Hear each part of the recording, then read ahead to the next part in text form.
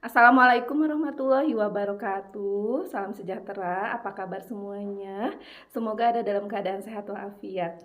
Kali ini saya ditemani oleh Nurul ya. Jadi Nurul ini alumni dari SMA Negeri 1 Anayasa. Kita mau ngobrolin apa ya Nurul? Kita mungkin ngobrol santai-santai aja mungkin ya Bu, Mhm. seputar yang sedang Nurul jalani saat ini juga sebagai Mhm. alumni, sebagai mahasiswa juga. Mungkin ya teman-teman juga bisa lebih santai nanti menikmati videonya. Oh iya, Nurul sekarang Nurul sibuk apa ya? Oke, sekarang Nurul itu alhamdulillah 3 tahun lulus dari SMA 1 Indonesia ini mendapatkan banyak sekali pembekalan untuk Nurul bisa kuliah. Nurul akhirnya bisa masuk di jurusan yang memang Nurul inginkan, yaitu jurusan administrasi bisnis. Dan teman-teman sekarang Nurul ada di semester 6, yang mana di semester 6 ini kita di kampus ini diberikan berbagai sekali keleluasaan dengan adanya program MBKM. Merdeka Belajar Kampus Merdeka. Nah, Oh. di sini tuh banyak sekali Bu program yang bisa kita ikuti. Mhm. Ada kewirausahaan, pertukaran mahasiswa, juga magang dan lain sebagainya, banyak sekali. Nah, terkhusus Nurul karena memang Nurul ini ada di jurusan administrasi bisnis yang nanti kedepannya ini diarahkan untuk menjadi seorang entrepreneur. Akhirnya di semester 6 ini Nurul memilih kegiatan atau program MBKM yaitu kewirausahaan. Jadi tahun lalu itu saya pernah ya sharing tentang jurusan kuliah yang Nurul ambil, yaitu jurusan administrasi bisnis. Bedanya apa sih, ilmu administrasi bisnis atau administrasi bisnis saja? Ya sebenarnya sama aja sih Bu. Sempat ada yang nanya juga ke Nurul, katanya ilmu administrasi bisnis sama administrasi bisnis itu beda. Kalau ilmu itu katanya fokus ke pendidikan, padahal itu hoax. Sebenarnya Oh, sama sama aja gitu. aja. Itu ilmu administrasi bisnis atau administrasi bisnis. Intinya ya kita belajar bagaimana caranya kita menjadi seorang CEO, seorang founder bisnis seperti itu. Oh iya, jadi sekarang itu Nurul sudah menginjak tahun ketiga ya kuliah. Betul.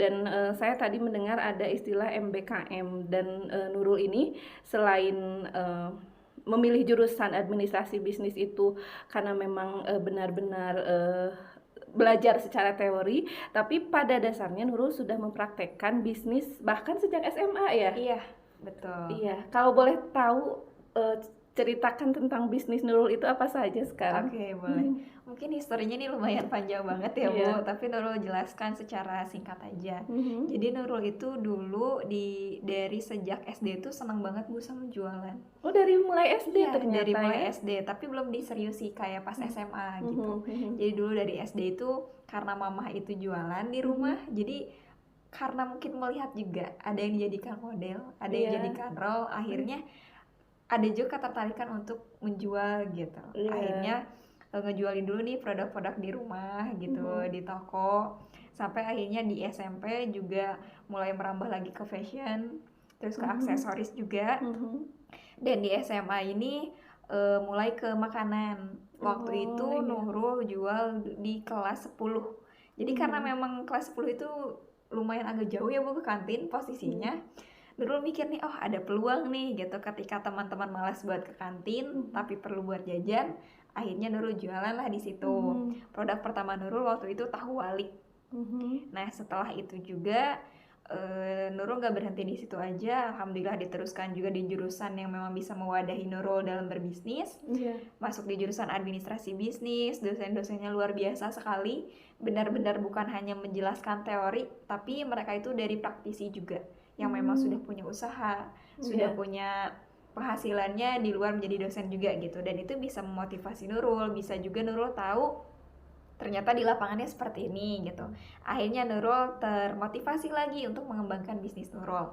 Sampai akhirnya alhamdulillah sekarang untuk bisnis ini, bisnis tahu wali itu salah satu produknya dan brandnya itu namanya Top Up. Top up. Iya. Iya, dicatat ya, top Top up. Up. Nanti mungkin boleh berkunjung ke Instagramnya, ada Top Up Iya. toko. Nah Top Up ini juga Nurul ambil dari bahasa Jepang. Oh, Ya, iya. jadi kalau di Jepang itu tahu tuh namanya tofu.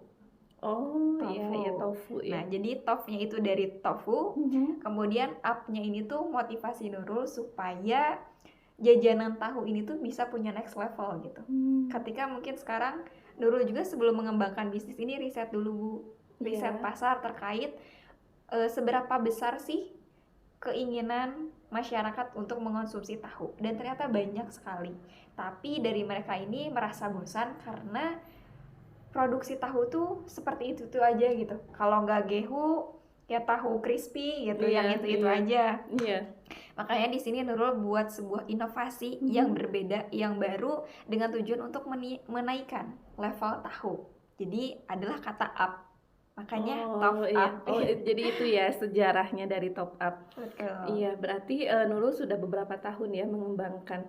Nah, kalau boleh tahu itu awal mulanya modalnya atau kan sekarang tahu walik juga lagi hits ya. Nah, apa awalnya Nurul melihat dari sekitar juga atau Iya, bertanya misalnya ke yang jualan modalnya berapa ya? Atau iya. misalnya Nurul itu tahunya dari seseorang yang dekat atau misalnya riset dari internet atau dari mana gitu persisnya? Oke. Kalau perihal modal, karena kebetulan Nurul juga di kampus mempelajari Iya, bagaimana cara membuat rancangan bisnis, itu kita diajarkan bukan hanya sekadar bisnis ini ke depannya akan dibawa kemana, tapi iya. dari mulai modal pertama yang harus kita kumpulkan berapa, Mhm. kita mendapatkan keuntungan berapa, kita Mmm. akan mencapai titik modalnya itu kapan gitu. Jadi modal yang kita keluarkan ini bakal baliknya di tahun keberapa atau di bulan keberapa itu sudah dibuat dulu, dirancang dulu. Oh. Ya, jadi alhamdulillah karena Nurul punya sedikit ilmunya dari para dosen, kayaknya Nurul pun merancang gitu dengan Oh. membuat bisnis plan. Oh, Seperti itu. jadi bisnis plan-nya itu ada di mata kuliah yang Iya, Nurul ambil, betul. kemudian itu benefit-nya selain secara materi juga untuk kuliah apa ya? Oke, kalau untuk kuliah ini luar biasa sekali. Walaupun memang ini tidak menjadi sebuah keharusan ketika kuliah harus punya bisnis, itu tidak. Oh, Tapi ini iya. ketertarikan dan apa ya, dari hati saja gitu. Kalau Mhm. misalnya memang mau mengimplementasikan materi kuliah ya bagus gitu. Karena itu juga secara tidak langsung dosen bisa melihat, oh ternyata Nurul sudah bisa mulai belajar nih gitu untuk mengimplementasikan materi kuliah. Dan kebanyakan juga dari dosen itu selalu memotivasi, ayo gitu buat, dengan memberikan tugas pun membuat bisnis plan. Mhm. Itu biasanya itu dari awalnya tugas kuliah akhirnya jadi bisnis yang nyata Oh, seperti iya. itu. Dan tadi saya mendengar apa MBKM. MBKM. MBKM itu secara langsungnya itu ada nilai akademisnya mungkin ya yang bisa MBKM itu berarti ada nilai yang didapat dari perkuliahan juga ya. Iya, Sepertinya begitu ya. betul, betul. Karena ini MBKM itu program dari Mas Menteri gitu, yang mana ini harus disinergikan dengan masing-masing kampus, dan alhamdulillah dari kampus Nurul sendiri sudah menyupport gitu. Dan akhirnya Nurul pun bisa mengikuti program MBKM kewirausahaan, yang mana Nurul ini dibebaskan dalam satu semester itu tidak masuk kelas. Wah, Tidak luar masuk biasa kelas. ya. Jadi kalau misalnya di kuliah tuh kan ada beberapa SKS yang harus ditempuh. Nah, jadi ketika Nurul mengikuti kegiatan MBKM kewirausahaan, nanti mata kuliah itu dikonversi selama 20 SKS. Jadi Nurul tidak masuk ke kelas bukan berarti Nurul bisa leha-leha, bukan Iya, seperti itu iya. gitu. Justru Tapi sedang berjuang iya, realnya di sedang lapangan ya. berjuang, betul. Jadi Nurul harus mengembangkan bisnis Nurul karena memang secara berkala itu ada pelaporannya juga. Tiap hari itu ada yang harus dilaporkan, kegiatan yang dilakukan kewirausahaan itu apa aja gitu. Kemudian ada juga meeting secara berkala, dilihat progresnya itu seperti apa saja gitu.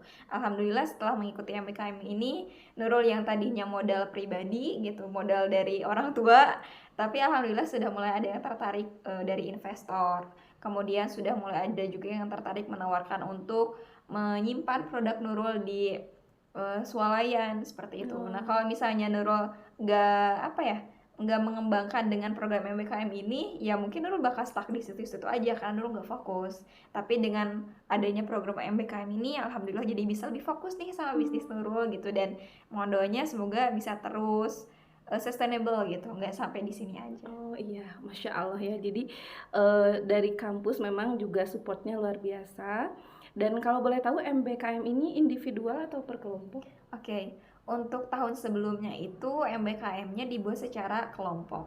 Tapi untuk di tahun saat ini, khususnya tahun Nurul ini dibuat secara individu. Kenapa? Karena supaya meningkatkan rasa persaingan yang lebih ketat gitu. Jadi kalau misalnya kelompok nih khawatirnya, udah dia aja yang kerja gitu, karena Iya. mungkin belum ada teamwork yang terbangun. Iya. Tapi kalau misalnya individu seperti ini kan mau nggak mau, kalau kita yang bukan ngerjain siapa lagi gitu. Apalagi kita harus belajar bagaimana cara mengelola bisnis itu secara lebih teratur dan terarah seperti itu. Iya. Kemudian selain itu kan masuk ke program dari kampus ya. Kalau mahasiswa yang tidak mengambil bisnis boleh atau memang semua diwajibkan? Oke, untuk yang karena tadi seperti yang Nurul sampaikan Ibu, kalau misalnya program itu banyak sekali, tapi kebetulan Nurul mengambilnya dan memang inginnya targetnya mengambil program MBKM yang kewirausahaan. Tapi ada juga teman-teman Nurul yang mengambilnya itu program magang dengan disalurkan ke perusahaan-perusahaan ternama gitu di Bandung. Seperti itu. Seperti itu. Iya. Jadi dengan kata lain ada dua pilihan nih teman-teman. Ada yang magang sebagai karyawan, kemudian ada yang mengambil bisnis. Nah, Nurul ini termasuk yang mengambil bisnis karena memang seperti diceritakan tadi ya, passion Nurul itu dari sejak kecil sudah berbisnis seperti Betul. itu. Nah, tadi ada berbicara terkait investor. Nah, itu investor itu Nurul yang mengajukan atau ada yang tiba-tiba melihat mungkin status Nurul di medsos akhirnya menawarkan atau bagaimana? Iya. Dan ini Nurul melihat Masya Allahnya dari sosial media sih Bu. Jadi ternyata memang sosial media ini punya kekuatan yang luar biasa gitu. Kalau misalnya ya sosial media ibaratnya pisau deh Bu gitu. Seberapa bijak seseorang menggunakan pisau ini gitu. Kalau misalnya pisau digunakan untuk memotong daging ya nanti akan jadi masakan yang lezat gitu. Tapi kalau misalnya si pisau ini digunakan hal-hal yang kurang baik juga ya akan memberikan sebuah keburukan gitu. Begitupun dengan sosial media seperti pisau gitu. Ketika kita bisa menggunakan sosial media ini dengan baik, contohnya Nurul sering sekali memposting progres Nurul di bisnis seperti apa, Nurul mempromosikan bisnis Nurul menceritakan Nurul awal mula berbisnis itu seperti apa, dan akhirnya ada investor yang tertarik. Bahkan tadi ditawari oleh swalayan Iya, ya. betul. Dan Nurul sudah menerima tawaran itu atau? Oke. Untuk saat ini masih, karena ada beberapa tahapan yang harus ditempuh dulu, ada beberapa persyaratan administrasi, karena tentunya ketika sudah masuk ke swalayan kita nggak bisa langsung masukin produk aja gitu, apalagi ini produknya makanan, harus ada izin-izin terlebih dahulu. Jadi sampai saat ini Nurul masih memproses administrasi itu supaya bisa masuk ke swalayan.